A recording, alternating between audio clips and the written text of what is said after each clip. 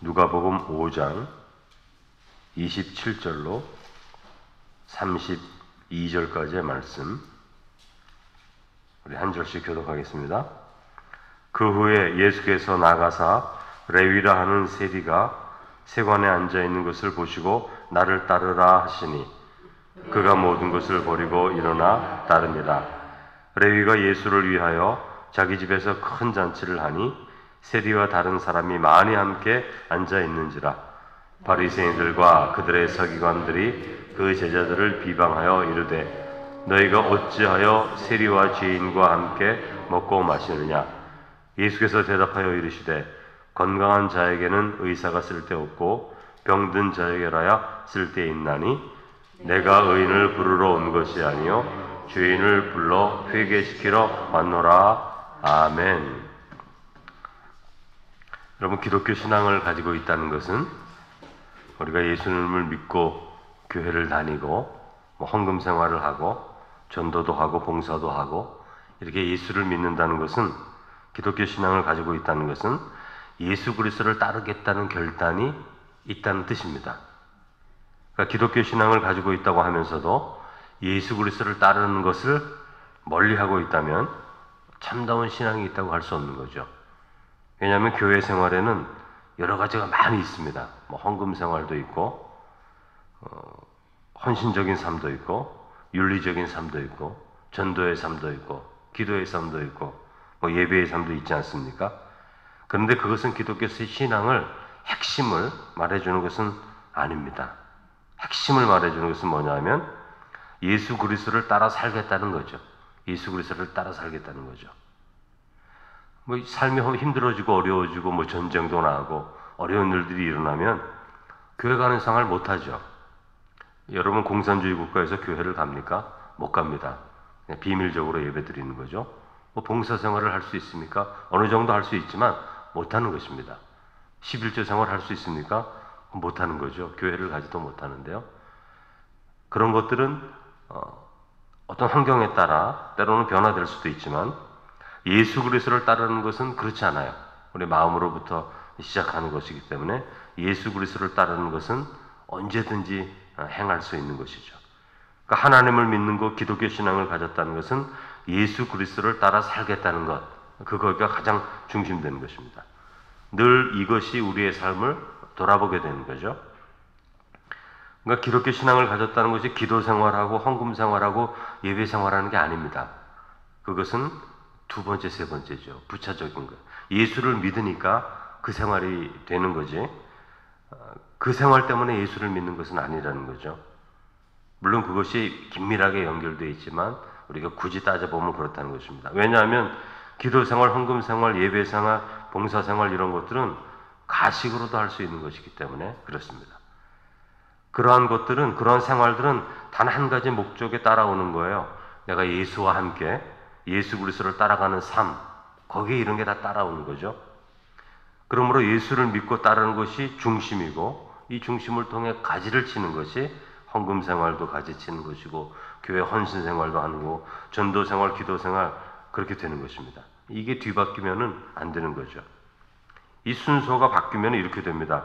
아무리 기도를 해도 예수를 닮을 수가 없습니다. 아무리 헌신적이고 열정적으로 살아도 예수의 성품이 나타나지 않는 분들도 있거든요. 아무리 헌금 생활을 열심히 해도 그의 삶 가운데 풍성한 예수 그리스도의 장성한 분량에 이르는 삶을 경험하지 못할 수 있습니다. 그러니까 그런 것들은 기독교 생활이, 신앙의 생활이라고 할 수는 없는 거죠. 그러니까 예수 그리스도를 닮아가고 따라가는 삶, 거기에 신앙생활의 능력이 있고 핵심이 있는 거죠. 그러니까 오늘 본문을 보면 예수님의 삶의 모습이 나타나는데 27절과 32절을 우리가 읽은 말씀을 보면 세리 레위를 예수님의 제자로 부르십니다. 하나님 나라의 제자로 부르는 장면이 나오죠. 여러분, 이 당시에 구약 율법을 기준으로 살아가는 이 당시에 예수님은 하나님 나라의 관점에서 세리 레위를 하나님 나라의 제자로 부르는 겁니다. 그러니까 이 부르심을 바리새인들이 이해할 수가 없는 거예요.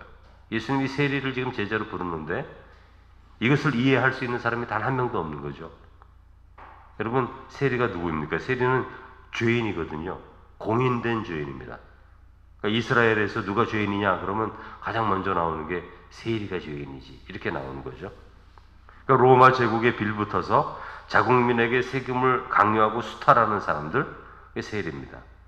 그러니까 하나님의 선민인 유대 백성들에게 어떻게 이방인에게 세금을 바칠 수 있는가, 아주 자존심 상하는 일에 가장 앞장선 사람들이 세리죠. 민족의 반역자고 가까이 할 수 없는 죄인으로 이미 분류되어 있는 사람들이죠. 저 사람은 죄인이다, 이렇게 말하는 사람이 세리인데, 그런 세리에게 예수님이 제자로 부르는 거예요. 하나님 나라의 제자로. 27절에 보면 레위라 하는 세리가 세관에 앉아있는 것을 보시고 나를 따르라 하시니, 이렇게 말씀하십니다. 여러분, 이 말씀이 율법과 복음이 갈리는 장면이죠. 그러니까 우리가 예수님을 따른다, 그게 신앙의 핵심이다, 이렇게 말할 때 우리는 세리 같은 사람을 품을 준비가 되어 있는 사람이다, 그런 뜻이에요. 내가 예수를 믿기 때문에 세리같이 더러운 사람, 세리 같은 사람을 내가 떠나겠다, 이런 게 아니라, 이게 예수 믿는 것이 아니라, 예수를 따른다는 것은 세리와 같이 이 세상 가운데 구별돼서 죄인이라고 하는 사람들, 우리가 정죄하는 사람들까지 저 사람을 품겠다, 그게 예수를 따라가겠다는 뜻인 거예요. 그게 기독교의 핵심이죠. 헌금 생활 잘한다고 이거 못합니다, 여러분. 11조까지 잘 낸다고 이런 것까지는 못합니다. 예수를 이렇게 따를 수가 없는 거죠. 우리가 이 세상 사람들이 다 싫어하는 사람들을 우리가 싫어하고, 이 세상 사람들이 저 사람은 이제 인생이 끝났구나, 이런 사람들을 우리가 받아들여 예수 그리스도와 같이 받아들인다는 것이 어려운 거예요. 이거 종교 생활이 아니기 때문에. 종교 생활은 헌금하고 예배 시간 오고 교제하고 성경 공부하고, 이거 종교 생활과 비슷한 거죠. 그러나 이런 것들을 통해 나타나야 되는 것이 있는데, 예수가 행한 대로 행하는 삶이 나타나는 것, 그게 하나님이 기뻐하시는 삶이죠. 그게 진짜 기독교 생활인 거죠. 그게 없으면 기독교는 사라지게 되어 있는 거예요. 종교 생활 가지고는 기독교가 유지가 될 수가 없는 것입니다. 그러니까 예수님이 세리를 부르시는 이 장면에서 율법과 복음이 갈라지는 거예요. 그러니까 예수님이 이 세상 가운데 새로운 시대를 예고하시는데, 그 시대가 이런 시대거든요. 의인과 불의한 자를 갈라놓고 정죄하고 나는 너와 다르다, 이렇게 생각하고 살아가는 이 시대의 편견을 예수님이 완전히 깨버리려고 하는 거예요. 그래서 수많은 군중들 앞에서 당당히 세리를 부르시는 겁니다. 세리 레위야, 나를 따라오너라, 이렇게 말씀하는 거죠. 어느 누구도 이렇게 말하는 사람이 없습니다. 유대 랍비들은 절대 이런 말을 할 수가 없어요. 제사장들도 이런 말을 할 수가 없어요. 세리, 너는 회개해야 된다, 너는 하나님 앞에 죄를 회개해야 된다, 이런 말을 하지, 세리 레위야, 너는 나를 따르라, 내가 너를 제자로 삼겠다, 이런 말을 할 수가 없는 거죠. 여러분, 죄인 세리를 하나님 나라의 제자로 부른다는 것은 세리보다 더 선하게 사는 사람들은, 이런 사람들은 동일한 부름을 받을 수 있는 거죠. 여러분, 세리를 부른다는 것은 그 인생의 마지막 끝부분에 있는 사람들을 부른다는 거거든요. 다 버림받은 사람이에요, 세리는. 누가 친구가 없습니다. 자기들끼리 친구하지 않는 이상은 세리를 친구로 하는 사람이 없어요. 그러니까 세리를 예수님이 제자로 부른다는 것은 이 세상 누구나 다 제자로 부를 수 있다는 것을 말해주는 것입니다. 그러니까 하나님 앞에서는 버림받은 존재가 단 한 명도 없다, 이거 말하는 거예요. 지금 우리 눈에 보기에는 참 저 사람 어떻게 저렇게 사나 할 정도라 할지라도, 버림받은 사람이 하나님 앞에서는 단 한 명도 없다는 것을 말하는 것입니다. 그러므로 예수님이 세리를 이렇게 제자로 부르시는 말씀 자체가 우리에게 감사한 말씀이고 축복된 말씀이죠. 그러므로 예수님 주변에 있는 사람들은 이렇게 느껴야 되는 겁니다. 야, 저 세리를 제자로 부르신다면 나도 제자가 될 수 있는 사람이구나, 그걸 느끼게 되는 거죠. 그런데 여러분, 재미있는 말씀은 28절의 말씀인데, 레위의 반응입니다. 레위의 반응. 그가 모든 것을 버리고 일어나 주님을 따랐다, 이렇게 되어 있어요, 말씀에. 여러분, 세리는 죄인이라고 그랬잖아요. 죄인이라고 공인되어 있어요.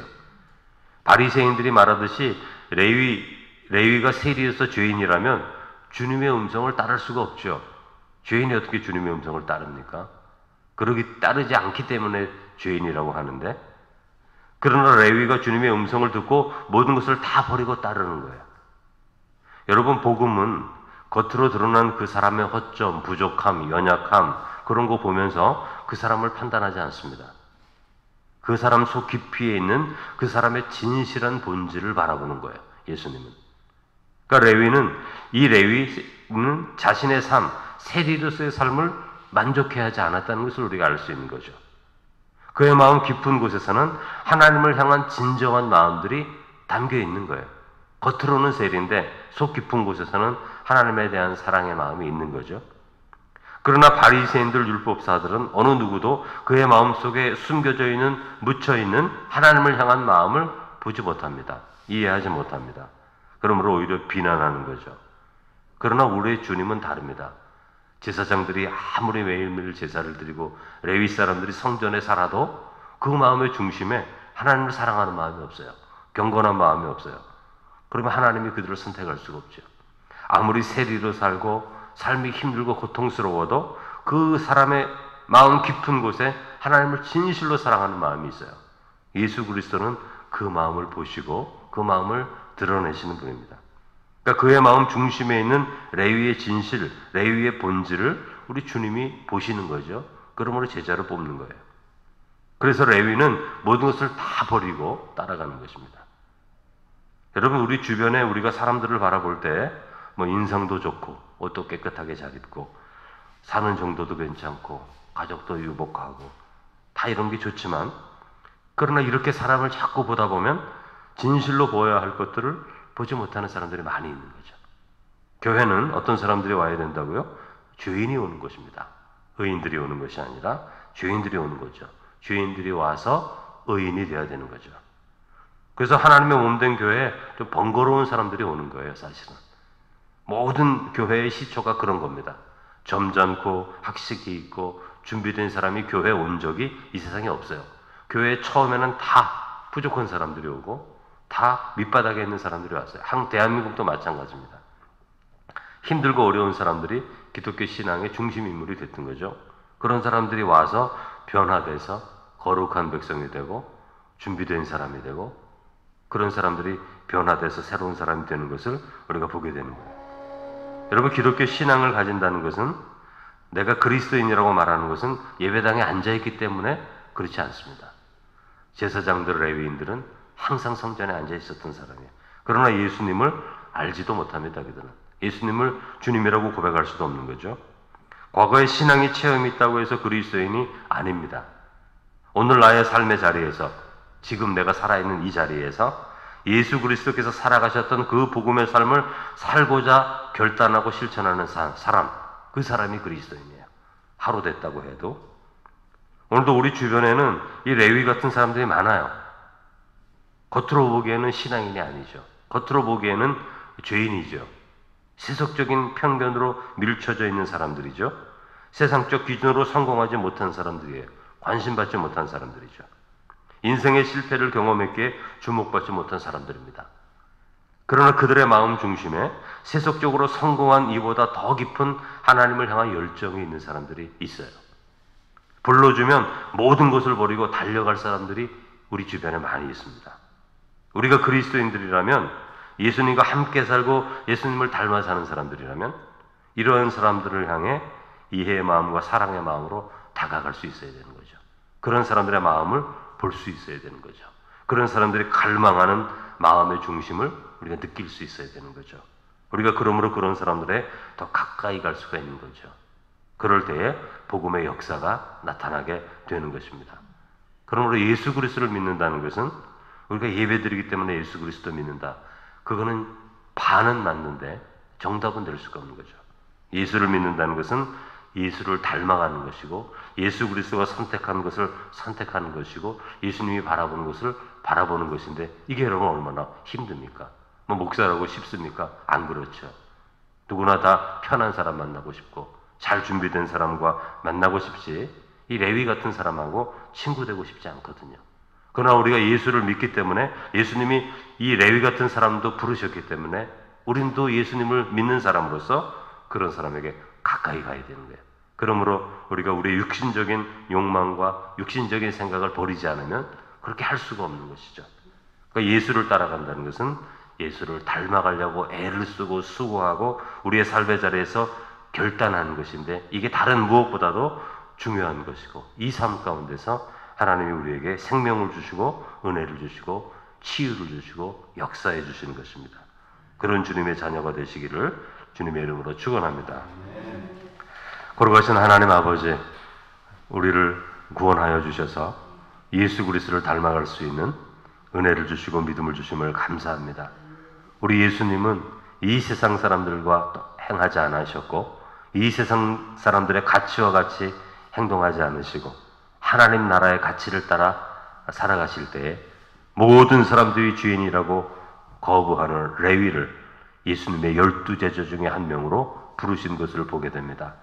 사랑의 주님, 우리는 육신을 가져서 우리 눈에 보기에 좋은 것들을 선택하기를 원하지만, 우리 주님은 상처받고 버림받고 힘들어서 참된 치유가 필요하고 구원이 필요하고 참된 생명이 필요한 자들에게 가까이 가셨음을 바라보게 됩니다. 오늘 우리가 구원받고 예수 믿게 될 때 삶의 자리에서 좋은 것, 그럴듯한 것을 선택하는 것이 아니라 예수님이 선택하신 것, 참으로 구원받아야 할 사람, 참으로 치유받아야 할 사람, 겉으로 보기에는 부족하고 연약하지만 그 마음 중심에 주님의 불러주심을 준비하고 기다리고 있는 사람, 그런 사람들을 향하여 나아갈 수 있게 하시고, 그런 사람들을 향하여 복음을 선포할 수 있는 하나님의 자녀들이 되게 해 주옵소서. 우리 가운데 연약한 분들이 많이 있사오니 사랑이 많으신 주님 기억하여 주시고, 육신적인 연약함, 마음의 연약함, 삶의 연약함, 생활의 모든 연약함 하나님이 기억하셔서 치유하여 주시고 회복하여 주시고 새롭게 강건케 하여 주셔서 하나님을 믿는 신앙 안에서 날마다 그 삶이 회복되고 치유되는 놀라운 역사가 있게 하여 주옵소서. 예수님의 이름으로 기도드립니다. 아멘.